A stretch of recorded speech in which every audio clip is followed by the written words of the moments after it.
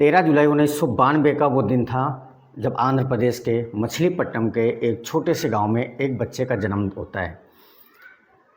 गांव का एक आदमी गांव से भागता हुआ खेतों की तरफ जाता है और दामोदर दामोदर करके बुलाता है कि दामोदर दामोदर तेरे घर में बच्चा पैदा हुआ है। दामोदर को ये सुनकर बड़ा अच्छा लगता है, बड़ा खुश होता है।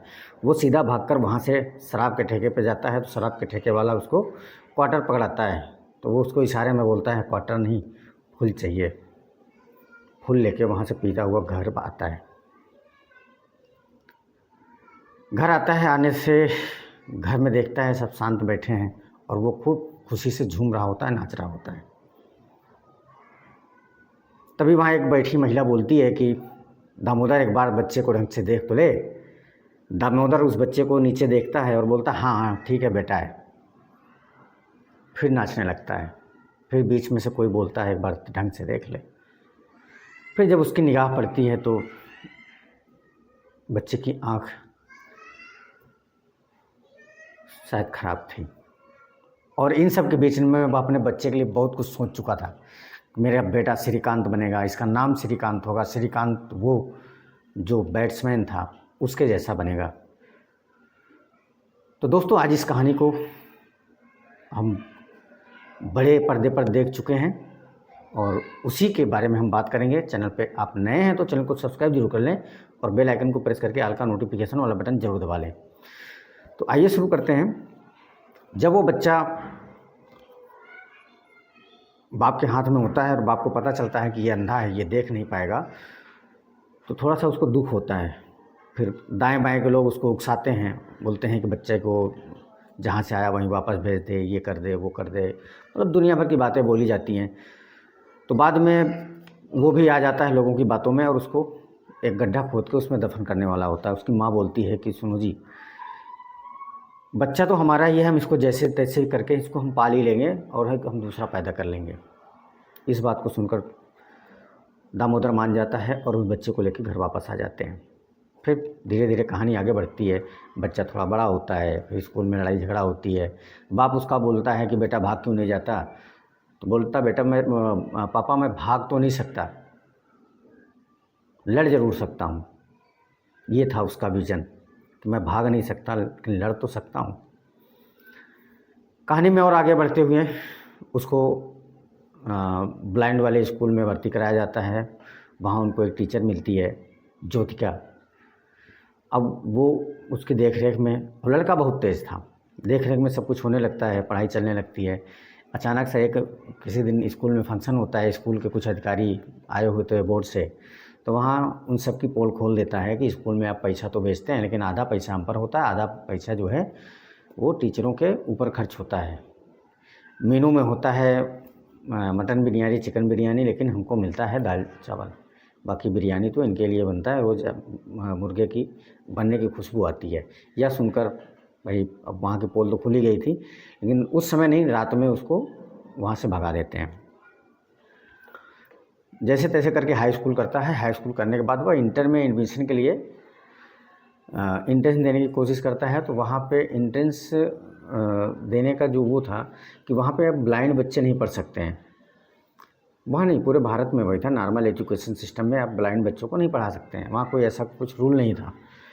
अब इस बात को लेकर वह कोर्ट में जाती है इसको लेके श्रीकांत को, और कोर्ट में जीत जाती हैं। फिर उसके बाद उसको इंटर में साइंस पढ़ाई मिल जाती है और वह 98% के साथ पास करता है।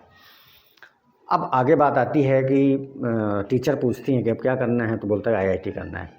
फिर आईआईटी वही सेम शिक्षा प्रणाली थी जहाँ पे ब्लाइंड बच्चों के लिए वो सिस्टम नहीं था। अब हर बात के लिए तो लड़ाई हो नहीं सकती, हर बात कोर्ट में जा नहीं सकती, तो फिर किसी ने बोला कि तुम बाहर क्यों नहीं ट्राई करते हो। बाहर ट्राई किया। वर्ल्ड की 4 सबसे बेस्ट यूनिवर्सिटी में उसको स्कॉलरशिप के साथ एडमिशन के लिए बुलाया जाता है और वो चूज करता है अमेरिका की एमआईटी। एमआईटी चूज करने तक में जो उसके पिता ने एक बार बोला था कि मेरा बेटा श्रीकांत बनेगा, वो इंडिया के लिए, टीम इंडिया के लिए, क्रिकेट टीम इंडिया के लिए वो चुना भी जाता है, सेलेक्ट भी हो जाता है। और वो वही पल था जब वो टी शर्ट लेके अपने पापा के पास जाता है और दिखाता है, पापा ये इंडिया। उसका बाप बहुत खुश होता है और वो सारी पिछली बातें उसको याद आती हैं। एक समय ऐसा था कि जब हम इसको ऐसे ऐसे ऐसे करने वाले थे। फिलहाल अब उसको MIT में एडमिशन का ऑफ़र आ चुका था। अब वहाँ से वो इस क्रिकेट एकेडमी को छोड़कर वो MIT के लिए तैयार हो जाता है। MIT के लिए एयरपोर्ट पे जाता है, फिर वही ब्लाइंडनेस, वही उसका अंधापन उसके सामने आ जाता है। फिर वहाँ भी प्रूफ करता है कि मैं कर सकता हूँ, मैं बिना किसी के सहारे के कर सकता हूँ। आखिरकार वहाँ से भी वो फ्लाइट में बैठता है, फिर निकल जाता है। वहाँ जाने के बाद वहाँ उसकी एक गर्लफ्रेंड बनती है। गर्लफ्रेंड इंडिया की ही थी, लेकिन वो उनके चर्चे इतने थे कि यहाँ से वो धीरे धीरे करके शुरुआत हो गई थी।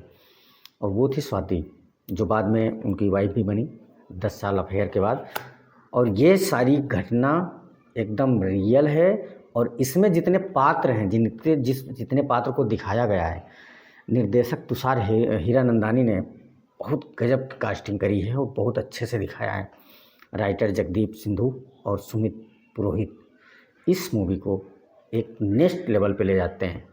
और इस मूवी को करने के लिए राजकुमार राव श्रीकांत के साथ काफ़ी लंबे टाइम तक रहे हैं और एक मुंबई के ब्लाइंड स्कूल में काफ़ी दिनों तक वहाँ पर रहे हैं।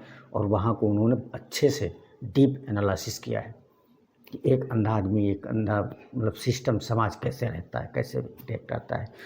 फिर वहाँ से वापस इंडिया आते हैं और अपनी खुद की कंपनी खोलते हैं। और कंपनी खोलने के लिए उनके पास उस समय पैसे नहीं थे, तो सबसे पहले तो राष्ट्रपति से श्री APJ अब्दुल कलाम जी से मिले थे, क्योंकि वो उनसे पहले भी मिल चुके थे किसी कार्यक्रम में। और उस समय अब्दुल कलाम जी ने भी इसके विजन को लेकर बहुत क्लियर बोला था। और फिर कुछ पैसे और चाहिए होते थे। इसकी मुलाकात होती है रवि से। रवि एक बिजनेसमैन होता है और रवि इस पर पैसे इन्वेस्ट करता है। और रवि का एकदम बिल्कुल क्लियर फंडा था कि वो श्रीकांत के आइडियोलॉजी पर, मतलब जो उसकी आइडिया था, जो उसका विज़न जो था, उस पर उसने पैसे लगाए थे। और धीरे धीरे समय के साथ साथ श्रीकांत के अंदर थोड़ा सा घमंड भी आता है, क्योंकि वो उसके मन में ये होता है कि मैंने अकेले सब कुछ किया है। उसमें ज्योतिका यानी कि टीचर भी दूर हो जाती हैं, थोड़ा सा गैप बन जाता है। और रवि जो इनको संभाला, इनको एक पटरी पे ले आया बिजनेस के, वो भी थोड़ा सा मतलब थोड़ी सी दूरी बन जाती है। गर्लफ्रेंड, उससे भी थोड़ी सी दूरी बन जाती है। लेकिन आखिरकार बाद में इनको पता चलता है, सब ने समझाया कि बेटा जा तो रहा है लेकिन एक दिन धोखा खाएगा। और जिस दिन धोखा खाएगा तेरे अपने सब दूर हो चुके होंगे, तू अकेला पड़ जाएगा। और उसी दिन इनकी मंत्री जी से मुलाकात थी, रेड्डी जी से। वहाँ जाते हैं और इनको एहसास होता है कि यार ये गलत था। और फिर वहाँ से वापस आते हैं, फिर सबसे सॉरी बोलते हैं। श्रीकांत ने कभी किसी को सॉरी नहीं बोला था। उस समय रवि से सॉरी बोलते हैं और मैडम से भी सॉरी बोलते हैं और अपनी गर्लफ्रेंड स्वाति से भी सॉरी बोलते हैं। इस मूवी का जो मेन उद्देश्य था, एक अंधा व्यक्ति कुछ भी कर सकता है, बस उसका विज़न क्लियर होना चाहिए। ज़रूरी नहीं कि वो आँखों से देखे, उसका विज़न क्लियर होना चाहिए, वो कुछ भी कर सकता है। दोस्तों, आपको इस मूवी को देखकर एक बार इसकी सच्चाई जाननी चाहिए। आपको ये हमारा वीडियो कैसा लगा कमेंट कर जरूर बताइए। चैनल पर नए हैं तो सब्सक्राइब जरूर करिएगा। मिलते हैं एक और इस वीडियो में, तब तक के लिए दोस्तों, जय हिंद।